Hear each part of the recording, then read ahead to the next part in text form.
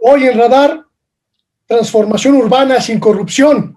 Una entrevista exclusiva con el secretario de Desarrollo Urbano, el arquitecto Román Meyer Falcón, quien habla sobre las obras que lleva a cabo el gobierno mexicano y una dinámica que pretende marcar la diferencia con el pasado reciente, hacer obras sin corrupción.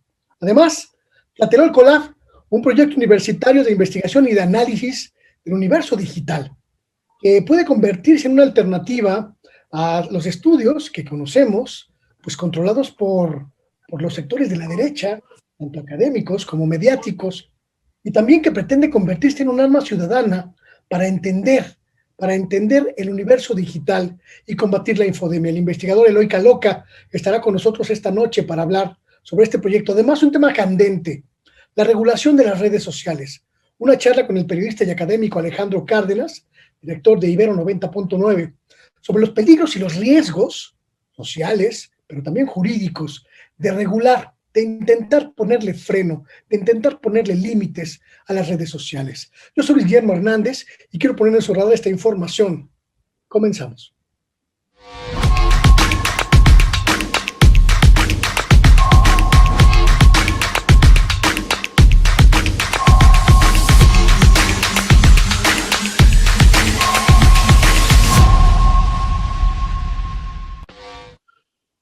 Sea bienvenida, sea bienvenido, buenas noches, buenos días, buenas tardes, según la hora a la que nos sintonice aquí en Rompeviento Televisión por Internet. Yo soy Luis Guillermo Hernández y le doy la bienvenida esta noche, esta tarde, este día, a Radar, a este programa que busca poner en su radar, pues, la reflexión, el ánimo de la revisión conjunta de usted y mía, de ustedes y mía, sobre los asuntos que están orbitando alrededor de nuestra vida cotidiana. Para usted que nos ve en su pantalla, en su dispositivo, en su tableta, en su teléfono celular, muchas gracias, como cada miércoles, muchas gracias por la posibilidad de encontrarnos nuevamente. Para nosotros que estamos transmitiendo en vivo desde la Ciudad de México, aquí desde los estudios alternos de Rompeviento Televisión por Internet, en el Paseo de la Reforma, pues es un honor y un placer contar con su presencia y con el favor de su consideración. Jerónimo Ortiz y Luis Cortés, mis compañeros y mis amigos a cargo de la transmisión, le damos la bienvenida a esta emisión desde las diferentes plataformas que usted ya conoce: rompeviento.tv, nuestra plataforma matriz, la página de Rompeviento, esta página que está a su disposición y a su servicio con toda la programación que tenemos en nuestro canal de noticias, en nuestro canal de información, en nuestro canal de televisión vía internet. También las repeticiones que tenemos a través de las diferentes plataformas, la página de Rompeviento en YouTube, usted ya la conoce, también la página de Rompeviento en Facebook y por supuesto las redes sociales, Twitter, etcétera, que están a su disposición desde este momento para que charlemos juntas, esta emisión que está cargadita, pero que tiene un ánimo muy, muy intenso de reflexión. Y sin más preámbulo, quiero empezar este miércoles 3 de marzo con una charla que me parece que es muy importante no quitar el dedo del renglón. Lo hemos hablado ya con diferentes especialistas, lo hemos hablado con diferentes personalidades en otros momentos, y ha llegado hoy la posibilidad de platicar con un colega académico y periodista a quien yo respeto mucho, y además con quien he tenido el honor de colaborar en el análisis, en la reflexión de los asuntos mediáticos. Hemos publicado juntos algunos artículos firmados a 4 manos, incluso a 6 manos, sobre los fenómenos mediáticos en nuestro país, y para mí su punto de vista siempre es muy interesante y muy importante de identificar. Alejandro Cárdenas, él es periodista y académico de la Universidad Iberoamericana y director también de la estación de radio, que por cierto ahorita nos va a platicar también del aniversario que se aproxima de Ibero 90.9, y sin más preámbulo, le doy la bienvenida a mi queridísimo doctor Alejandro Cárdenas. Buenas noches. Buenas noches, Luis Guillermo. Muchas gracias. Saludos a ti y saludos a toda la audiencia de Rompeviento TV. Muchas gracias por invitarme. Gracias por que podamos compartir sin ningún tapujo los temas que se debaten, porque sé que contigo las cosas van derechas. Hace unos días, mi querido Alejandro, hace unos días publicaste un artículo en algunos medios de comunicación que me pareció muy interesante, sobre todo muy puntual. El peligro de intentar regular las redes sociales, de intentar regular las plataformas digitales, sin tener en cuenta el universo jurídico, pero sobre todo el universo de la libertad de expresión, el universo constitucional de la libertad de expresión. ¿En qué radica este peligro que ves, Alejandro? Mira, Luis Guillermo, radica en el hecho de que los debates recientes que se han dado no son nuevos, es decir, el caso reciente de la posible propuesta legislativa, en este caso de Ricardo Monreal, no es un debate nuevo y que de cierta forma surge un poco después de todo el show de Donald Trump, la toma del Capitolio, la forma en que estos medios, en específico medios de comunicación digitales, que son las famosas plataformas, ¿sí?, decidieron bloquear las cuentas del presidente cuando es algo que han hecho desde hace mucho tiempo. Entonces, lo primero que yo argumento es, el debate no es nuevo. El tema de regular las redes es algo que ha venido. De hecho, las redes ya están reguladas, ¿sí? Están reguladas, pero sobre todo en lo administrativo, sobre todo en la parte de infraestructura. El problema es regular los contenidos, ¿sí? Ese es el tema, ¿no? Y es un poco el debate que se genera y que lleva ya décadas. Lo que sucede es que nunca antes habían tenido tanto impacto los medios digitales, al grado de que ahora que surgió lo de Trump, que me parece que es importante que se diga, hubo muchas diferencias de opinión, quien dijo que sí le debieron haber bloqueado sus cuentas, quien dijo que no. El tema es que desde hace mucho estos medios, específico Twitter, Facebook, YouTube, Instagram y los que se creen entre mañana y pasado, ¿sí? TikTok, tienen políticas internas que van sobre cualquier ley local y son políticas generalizadas porque de otra forma no podrían aplicarlas en cada país y que son políticas que, por desgracia, nuestros gobernantes y nosotros como sociedad civil y nosotros como medios se los permitimos. Es decir, en el momento en que la tecnología avanza tan rápido, es muy difícil que se puedan generar políticas que controlen, ¿sí?, que controlen estas dinámicas de flujo tan gigantesco de información y sobre todo lo que yo llamo la llegada de la horizontalidad de los medios. Es decir, que los medios sociales horizontalizaron la conversación y las audiencias no estaban acostumbradas a debatir. Digamos, ¿por qué le vamos a exigir a un usuario de una plataforma que no le miente la madre a algún funcionario público si él así lo hace en su vida cotidiana?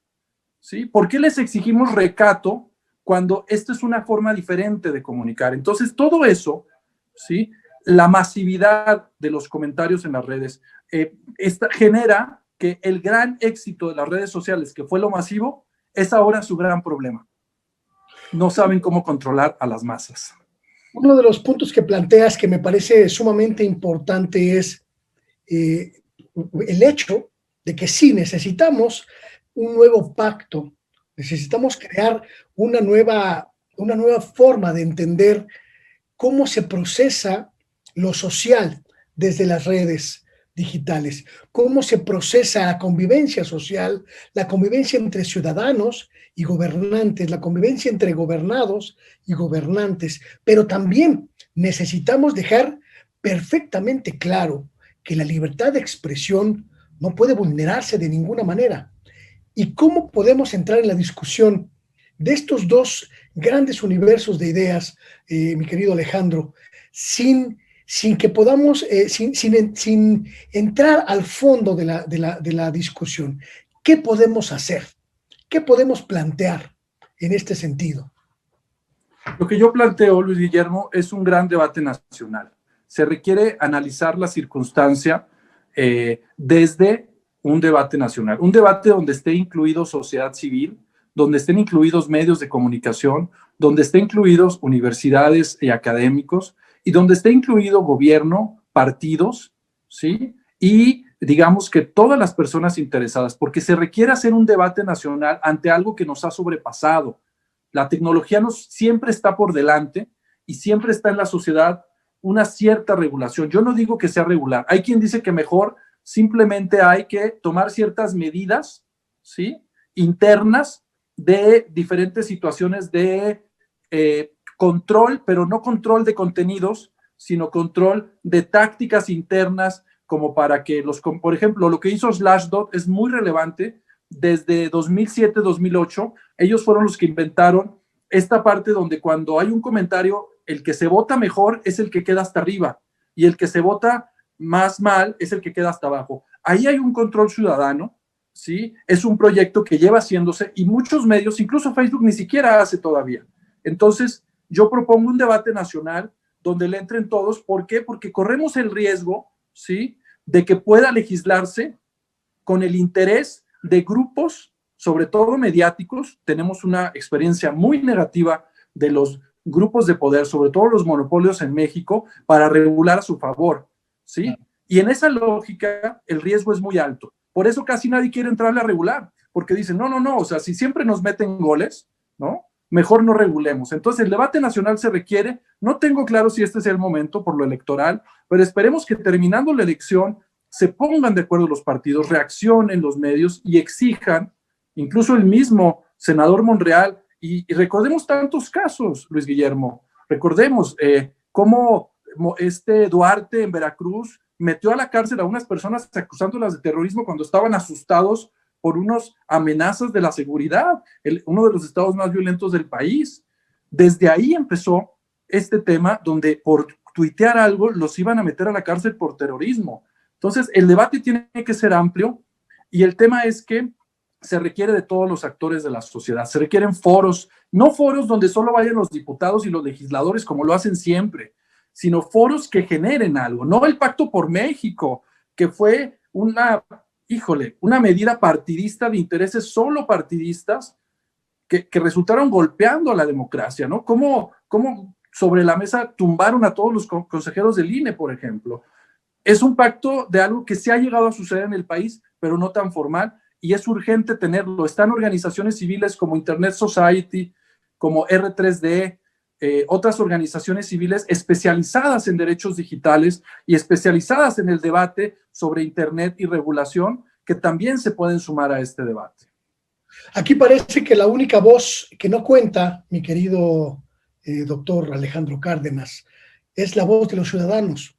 Los gobiernos pueden establecer políticas que puedan, como ya lo mencionas, en algún momento incluso inhibir la libertad y el uso de las redes. Las mismas redes pueden autorregularse haciendo o asumiendo el papel de editores, editoras, de lo que pasa por sus plataformas. Vemos el caso de Twitter, por ejemplo, que se puede dar el lujo de cortar cuentas de quienes crea o de quienes considere conveniente. Y nosotros, los ciudadanos, las ciudadanas, que utilizamos esas redes, no tenemos ningún margen de maniobra para incidir. Estamos perfectamente al margen de toda esta decisión. ¿Cómo podemos hacer para nosotros, que las usamos, nosotros que las manejamos, pues tengamos posibilidad también de tener voz y también voto en cómo se usan y cómo se acotan, cómo se estructuran los límites en estas redes sociales?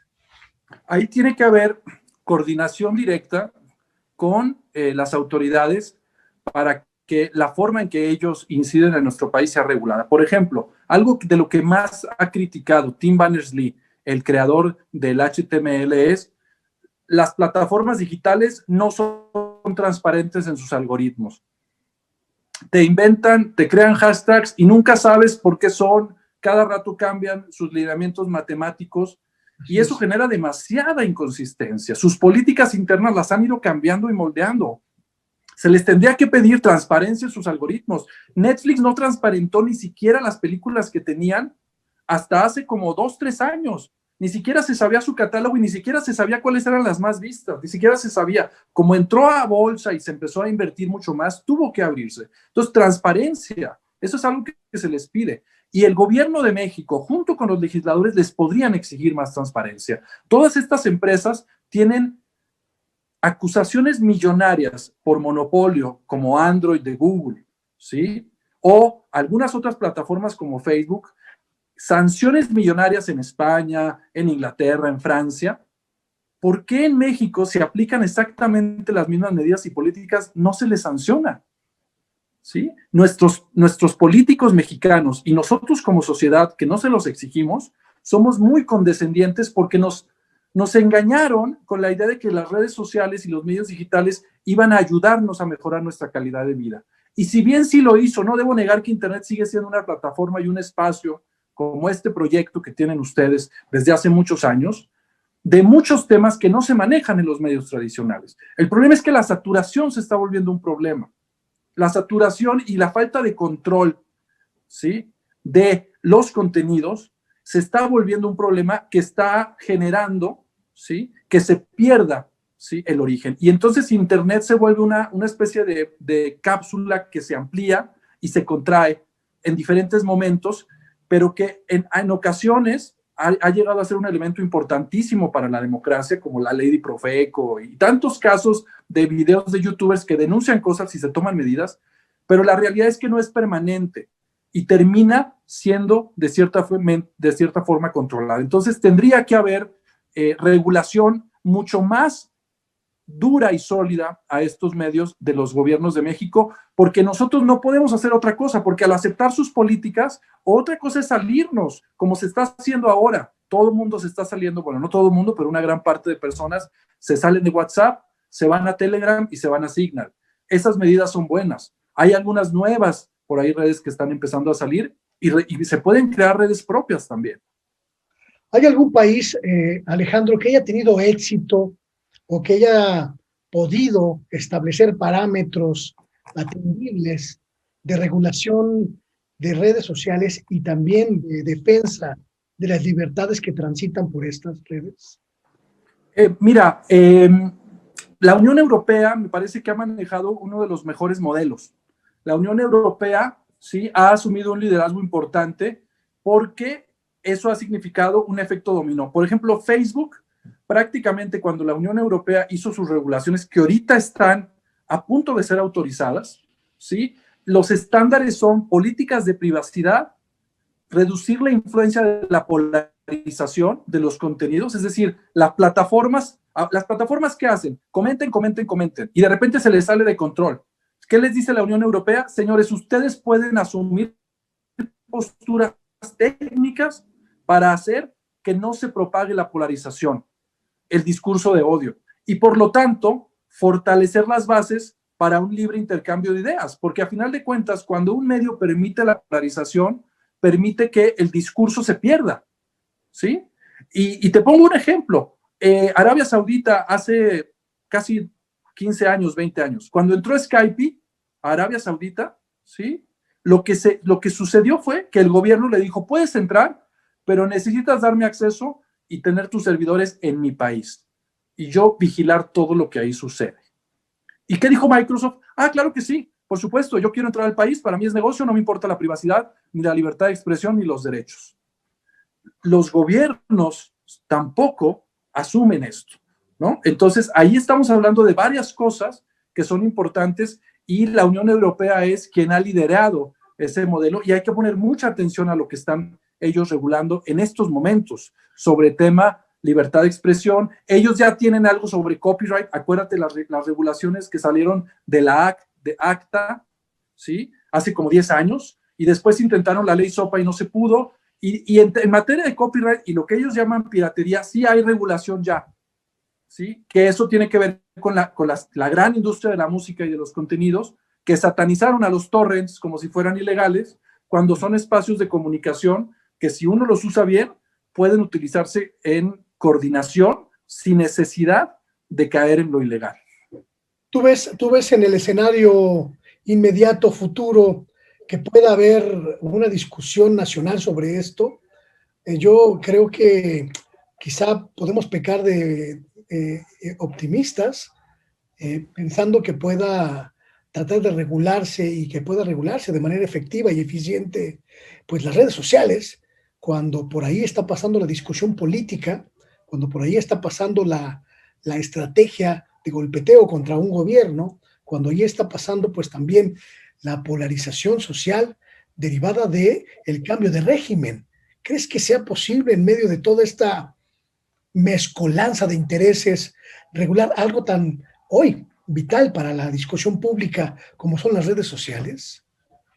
Yo lo veo difícil en el contexto, sobre todo este contexto electoral, pero creo yo que después de la elección sí podría buscarse algún encuentro con expertos que puedan debatir sobre el tema, ¿sí? Digamos que la dinámica que sucede, ¿sí? Es que cuando un gobierno o cuando un grupo de partidos promueven la polarización, es cuando se da esto. Y acuérdate que en todo esto que hablamos, y sobre todo entrando a campañas políticas que ahí vienen, existe siempre la campaña legal y la campaña ilegal. La campaña en redes con las cuentas falsas de atacar y atacar y atacar, y la campaña en redes con los legales, ¿sí? Que se supone que, no, acuérdate del famoso show de Peje Zombies contra Peñabots, ¿no? Que era así como una batalla de fantasmas contra fantasmas. En este tema hay unos actores poco regulados, las agencias de marketing. Las agencias de marketing reciben millones de pesos, millones de dólares, porque a veces reciben dinero en efectivo, y no está para nada regulador. Solo tienen que aparecer en un padrón del INE. Y después, cuando se hacen los informes de fiscalización, aparecen las facturas, pero para poder cuadrar lo que le paga un partido a una agencia, hay que meterse a revisar y hacer trabajo de escritorio de horas, sino de días o de meses. Y ahí está muy turbio ese asunto. El INE dice que sí transparenta, pero ahorita si nosotros le decimos al INE, a ver, dime cuáles son las agencias que ha contratado el PRI o el PAN o el PRD, y dime cuánto les has dado, y dame sus facturas, es complicadísimo saberlo. Y ahí hay un hoyo negro, Luis Guillermo, y ellos son, algunos no, debo decir, hay especialistas en marketing muy profesionales, pero por desgracia hay otros que se prestan a eso. Y recordemos los escándalos en Colombia del hacker Andrés Sepúlveda, que reveló que participó para la campaña de Peña Nieto y que incluso tiene un texto en Bloomberg, se los recomiendo lo busquen, se llama Cómo hackear una elección, y lo detuvieron por estar espiando al ejército de Colombia, ¿no? Claro. Y él trabajaba para una agencia de marketing. Entonces, ahí hay un hoyo también importante, porque mientras siga habiendo esa cantidad de recursos para las agencias de marketing, que muchas de ellas quizás son de los mismos políticos, pero es difícil saberlo, entonces ahí tenemos un caldo de cultivo tremendo. Y eso nadie lo ve. Por ahí hay algunos datos, si quieren por ahí se los paso. Tengo yo algunas cosas que revisé de la campaña de 2012, tanto de Peña Nieto como de algunas cosas que sancionó el INE al PRD y a López Obrador, pero al PRI no lo sancionó. Solo sancionó a López Obrador y al INE, y si bien sí hubo irregularidades, la irregularidad fue que lo que aplicó en redes fue para Morena, no para el PRD. Entonces el INE le dijo, esa lana, Morena todavía no es un partido, todavía no era partido, no tenía que haber sido para Morena, tenía que haber sido promoviendo al PRD, y todo lo que promovía a Morena se les cobró. Así está la cosa, Luis Guillermo. Hay mucho que hacer y esperemos que a través de Rompeviento convoquemos a un debate, hagamos debates en Rompeviento, busquemos a científicos sociales, busquemos a expertos en telecomunicaciones, busquemos a expertos en redes sociales, a abogados especializados en derecho de medios digitales, y convoquemos desde Rompeviento a un debate y empecemos a dialogar con todos los actores de la sociedad para que el gobierno, los políticos y los legisladores se den cuenta que esto no tiene vuelta para atrás. No es que tengamos que regular, primero hay que debatir qué hay que hacer, pero mientras no haya un debate real y claro de los impactos que puede tener, ¿sí? Podemos llegar incluso a hablar de lo que manejó la revista alemana Der Spiegel después del Capitolio. Es un buen debate decir que ahora las redes sociales tienen que desaparecer después de lo riesgosas que puedan ser. Imagínate, hasta eso se ha debatido, Luis Guillermo, desaparecer las redes sociales. Claro. Aquí se cruzan muchos asuntos que tienen que ver con lo social y con lo político, la libertad de la gente de poder expresarse y, como dices tú, de estar en una posibilidad de voz horizontal en la que cualquier persona puede debatir, cualquier persona puede expresarse y cualquier persona, sea un ciudadano común, sea el presidente de una nación, pues tiene la posibilidad de ser escuchada, de ser leída, y eso, esa democratización de la voz pública, seguramente es lo que prevalece en esta discusión como un punto a observar, mi querido Alejandro. Así es, las empresas de redes sociales, casi todas están en países, digamos, completamente desarrollados, en Estados Unidos y en Europa, y ahora en China, TikTok. No son medios que promuevan la libertad de expresión, son empresas privadas insertas en la economía mundial que buscan obtener utilidades. Si el debate les enriquece las utilidades, bien, pero si no, ellos van a bloquear todo lo que sea con tal de continuar con su dinámica. Entonces tenemos que verlo desde ahí, desde qué momento se abre ese espacio, porque es el nuevo espacio público y poco se debate de eso. Los medios digitales son el nuevo espacio público y las audiencias tienen derecho a expresarse como quieran. ¿Por qué? Porque llevamos desde 2006-2007 que se crearon, que la comunicación en medios tradicionales era completamente vertical, y ahora tenemos que pensar en la moderación. Es el gran tema del que se habla. Moderación de contenidos, ¿sí? Las empresas, los medios de comunicación y los gobiernos tendrían que pensar en técnicas de moderación para poder enriquecer el debate, separar comentarios y hacer que esta masividad se pueda organizar. Por favor, si pudieran hacerlo de Cambridge Analytica, ¿tú crees que no pueden generar plataformas de moderación inteligentes, como algunas de las que ya se tienen, pero que no son suficientes todavía? Ahí es donde está el discurso controlado, no censurado.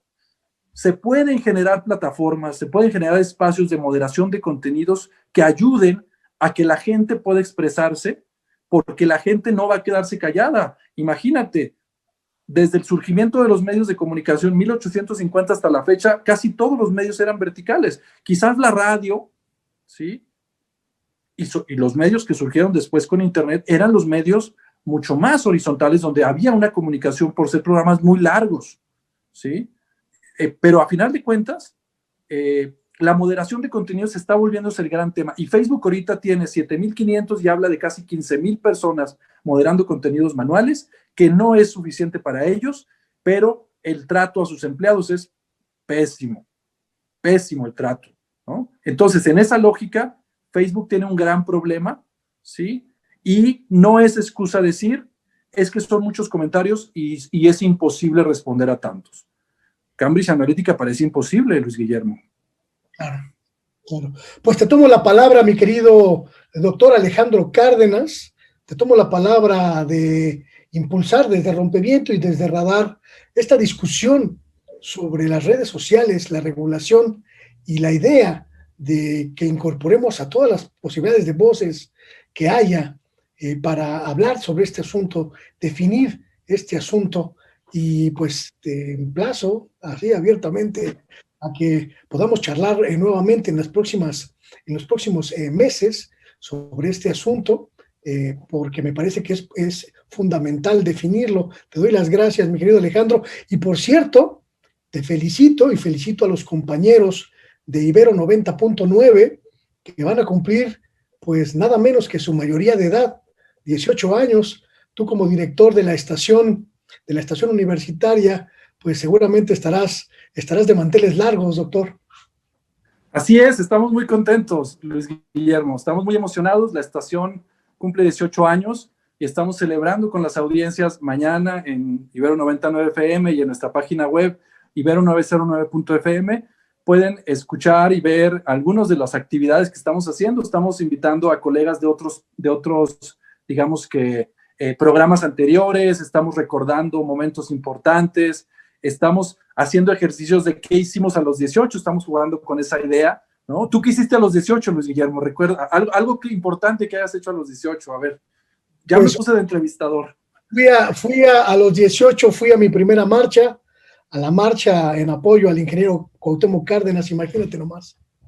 Bien, mira, qué interesante. Pues así como tú, estamos convocando a las audiencias a que nos platiquen. Nosotros lo que hicimos fue que definimos una generación de escuchas. Participamos en la democratización cultural de la música, la información y los contenidos informativos fuera de la lógica comercial 100%. Quizás tenemos una parte pequeña que más que comercial yo le llamo entretenimiento inteligente, y estamos tratando de hablar y compartir con las audiencias eso, ¿no? Una estación de radio pues que ha logrado trascender a 18 años, es la estación más juvenil de la Ciudad de México, más antigua, y creemos que es un logro poder tener un espacio así, no solo en libertad de expresión, sino en diversidad y en difusión cultural, y pues esperamos que las audiencias nos escuchen y compartan con nosotros qué es lo que ellos hicieron a los 18 y qué significó para ellos la estación. Pues va para todos ustedes y para todas ustedes un abrazo, un abrazo a mis queridos amigos, colegas de Ibero 90.9. Felicidades por estos 18 y que vengan otros 180 más, mi querido Alejandro. Así es, lo único que esperamos es que no nos llamen al servicio militar porque ya sería el colmo. Espero que no, pero bueno, estamos ahí atentos a las celebraciones y mientras tanto te agradezco mucho la posibilidad de platicar con Rompeviento sobre estos temas que por supuesto estarán discutiéndose más ampliamente en las próximas semanas. Muchas gracias, estimado Alejandro. Gracias, Luis Guillermo. Saludos a la audiencia. Escuchó usted el doctor Alejandro Cárdenas, director de Ibero 90.9, y el punto que plantea en esta discusión sobre regular, pero también entender los riesgos y los límites que tienen que salvarse en torno de las redes sociales. Por ahí pasa el diálogo nacional, por ahí pasa el diálogo público, pero también pasa el diálogo democrático. Y eso es importante no olvidarlo y no soslayarlo. Así que le tomamos la palabra a mi querido Alejandro Cárdenas y pues estaremos revisando estos temas junto con ustedes en las próximas emisiones de Radar. Vamos a un pequeño corte y volvemos. No se vayan.